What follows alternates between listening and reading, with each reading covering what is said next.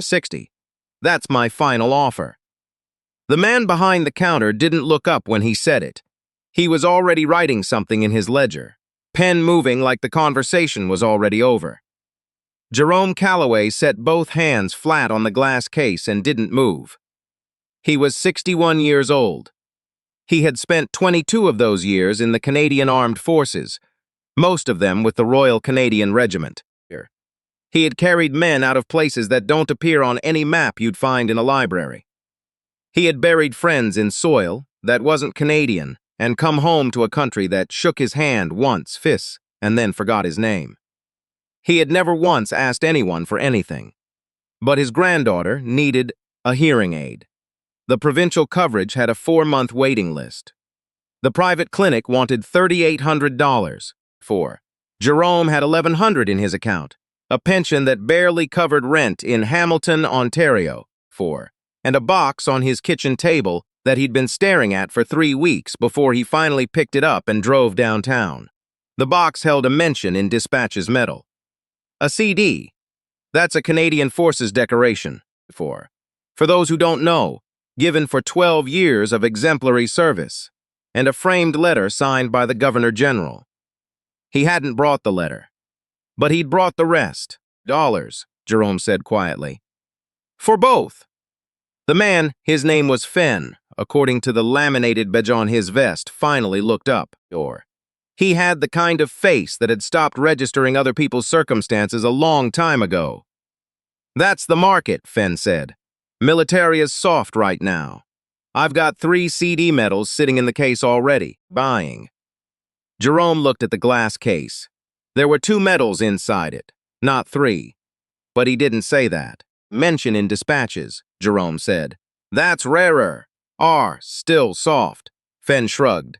60 for the pair. I can do 70 if you leave the display box. Jerome looked at the display box. For. His daughter had given it to him. She'd driven 2 hours from Sudbury and spent a Saturday afternoon arranging everything just so. The medals on their ribbons, card, with his name printed on it in block letters. Warrant Officer, Jerome A. Calloway. She'd been so proud she'd taken a photograph of it before she gave it to him. He thought about that photograph. He thought about his granddaughter, Simone, who was 4 years old and had never heard her mother sing to her.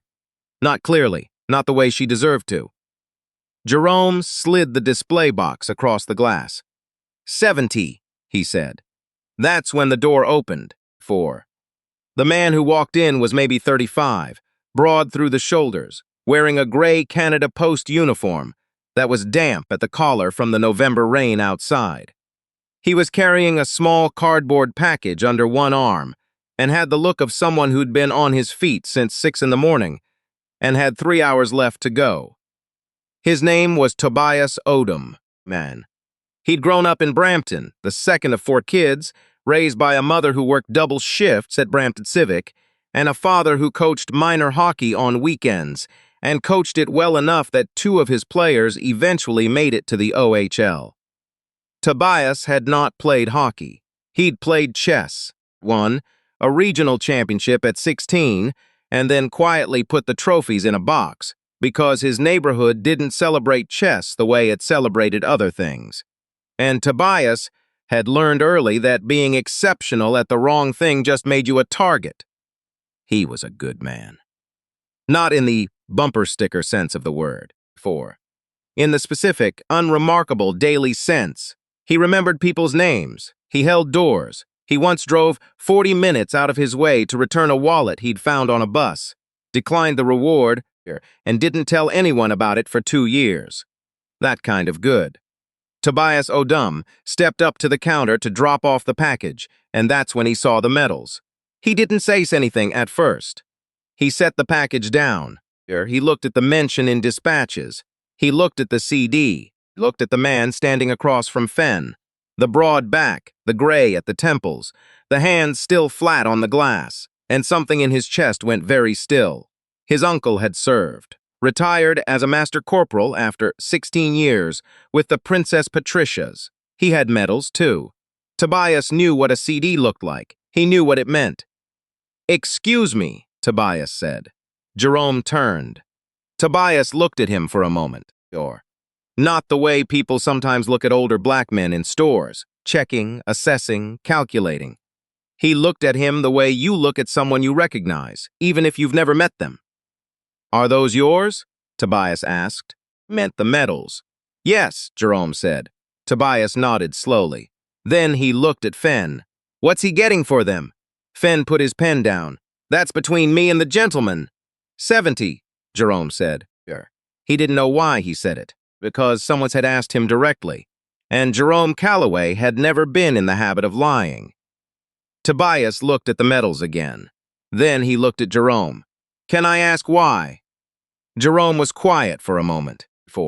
Outside, a streetcar went by on King Street, its wheels making that particular sound against wet track. A low, metallic groan that sounds exactly like a question you don't want to answer. "My granddaughter needs a hearing aid," Jerome said. "She's 4, was born with moderate to severe loss in both ears. The wait list for coverage is 4 months. She's been wearing a loaner that's 3 sizes wrong and keeps falling off." He paused. "I ran the numbers. I know what I have. I know what I need. I'm short." He said it the way men of his generation say things that cost them everything. Flat, factual, no invitation for pity. Just the information, delivered clean. Tobias Odum stood very still for a moment. How much short? Jerome had not come to that pawn shop on King Street West looking for help. That's important to understand. He had come because he was a man who had spent his entire adult life solving his own problems, carrying his own weight, and asking nothing of the system that had asked everything of him. He had a friend who'd suggested a GoFundMe. Jerome had looked at his friend for a long moment and then changed the subject. He had a daughter who'd offered to help. She had 2 kids of her own, a mortgage, and a car that needed new rotors. He'd told her he was fine. He was not fine, but he had a plan. The plan was $70 plus what he had, which still wasn't enough, which meant he needed to go home and look at the box again and decide what else he could part with. He had not included in that plan a 35-year-old postal worker standing in front of him asking how much short he was. "That's not your concern," Jerome said, kindly, just clearly. "I know it's not," Tobias said. "I'm asking anyway." Jerome looked at him, really looked at him, the uniform, the package. The circles under his eyes that come from early mornings and honest work. The way he was standing with his weight slightly forward, like a man who's made a decision and is waiting for permission to act on it. Jerome knew that posture. He'd worn it himself for 22 years, 2,700, Jerome said. Tobias didn't flinch, reached into his jacket pocket and pulled out his phone. "I've got 412 in my account right now," Tobias said, looking at the screen.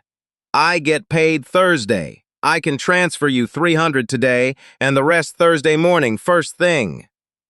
Jerome stared at him. "I don't know you," Jerome said. "No," Tobias agreed. "I can't pay you back. I'm not asking you to." "I'm not a charity case," Jerome said, and his voice was still flat, still controlled, but something in it had shifted. A hairline fracture, barely visible, the kind that happens in load-bearing things. Tobias put his phone back in his pocket. He looked at Jerome Calloway, the set of his jaw, the straight line of his spine that hadn't bent even once during this entire conversation, the way he'd laid his hands on that glass case, with the particular stillness of a man who has held much harder things than his own dignity. "My uncle served 16 years, Tobias said. Princess Patricia's. He came home and couldn't get a job for 2 years because nobody knew what to do with a man whose resume said combat logistics and nothing else. Sold his service pistol, decommissioned, legal, to pay for my cousin's school supplies 1 year. My auntie found out 6 months later. He never told her why he did it." He paused. "She told me that story at his funeral last spring. He never told her, he just handled it. Alone." Jerome said nothing. "You shouldn't have to do this alone," Tobias said. That's not what this should look like for someone who did what you did." The shop was very quiet. 4. Fenn had stopped pretending to write in his ledger. Even the radio behind the counter, which had been playing something low and forgettable, seemed to have faded out. Jerome looked at the medals on the counter. 4. The ribbon on the CD was red and gold. His daughter had ironed it, he remembered. She'd gotten out her travel iron, and she'd pressed it flat on the kitchen table while he watched.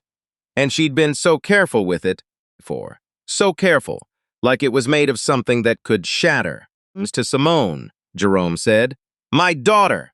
Every night. Simone can't hear all of it. She hears parts of it. Low notes, mostly. He stopped. Started again. I want her to hear all of it. Before she's any older, I want her to hear her mother's voice. Tobias Odum nodded. Then he picked up the medals from the counter and placed them back in the display box. He closed the lid. He looked at Fenn. He's not selling today. Fenn started to say something about the conversation already being concluded, about store policy, about the offer being a courtesy. He's not selling today, Tobias said again, quietly. 4. Without heat. The way you repeat something isn't a negotiation. Fenn picked up his pen. They stood on the sidewalk outside the shop. The rain had pulled back to a mist. 4. The kind that doesn't feel like weather until you realize your shoulders are soaked. Tobias had his phone out again. I'm going to send you 300 right now, he said. What's your number? You don't have to. I know. Tobias looked up from his phone. What's your number? Jerome gave it to him. The transfer came through in 40 seconds. Jerome felt his phone buzz in his pocket and didn't look at it. Thursday, Tobias said. I'll send the rest Thursday. You've got my number now. If something comes up, timing is off. You call me, girl. Jerome looked at this man. 4. This stranger in a damp postal uniform who had walked into a pawn shop on his lunch break, with a package under his arm and 3 hours left on his shift. 4. And had just handed over $400, not because he had it to spare, not because he was wealthy. 4. Not because he was looking for recognition, but because he'd heard a grandfather talk about his granddaughter not being able to hear her mother sing. And he had decided, in the quiet space between one breath and the next, that this was not a situation he was willing to walk past. Deal, Jerome said. They shook hands, not the fast handshake of strangers concluding a transaction. A real one, held a moment longer than necessary. 4. The way people shake hands when they both understand that something true just happened between them. Tobias picked up his package from where he'd set it against the building. He had 3 more streets to cover before he looped back to the depot. He turned to go. Tobias, Jerome said. Tobias looked back. I served 22 years, Jerome said. I have never. He stopped. The words weren't the right shape. Thank you, he said finally. I don't say that easily. Tobias smiled. It was a small smile, the kind that doesn't perform anything. I know, he said. That's why it means something. He walked back into the rain. Jerome Calloway drove home to his apartment on Barton Street. 4. He set the display box on the kitchen table, back where it had been for 3 weeks, and he sat down across from it and looked at it for a long time. He called his daughter that evening. 4. He didn't tell her about the pawn shop. He didn't tell her about Tobias Odum. He didn't explain how it happened, or what he'd felt standing on that sidewalk, or the particular weight of being seen, fully seen, forthwith and all, by someone who owed him absolutely nothing. Said, book the appointment at the clinic for Simone. I've got the money. His daughter went quiet for a moment. Then, Dad, how did you book the appointment? Jerome said. He could hear her smiling through the phone. Simone got her hearing aids 6 days later. They were small, pale pink, with a tiny loop that hooked behind each ear. The audiologist said she was a quick adjuster. Within 20 minutes, Simone was turning toward every sound in the room, cataloging the world with the focus of a child who has just discovered it contains more than she knew. Her mother sang to her that night, all the way through, every word. Jerome wasn't there for it. but his daughter called him afterward, and he could hear, in the background of the call, Simone babbling something high and delighted at the ceiling, and his daughter was crying in the quiet way that doesn't want to be heard. And Jerome sat in his kitchen with the phone, pressed against his ear, and didn't say anything at all, because some moments don't need language. He just listened.